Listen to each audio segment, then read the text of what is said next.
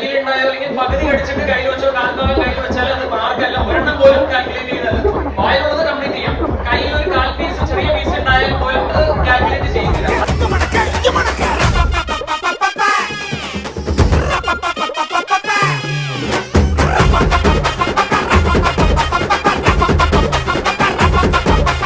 തപ്പടിക്കാൻ തവിലടിക്കാൻ കൊട്ടടിക്കാൻ കുത്തടിക്കാൻ കുത്താട്ടം കൈ തട്ടപ്പോടെ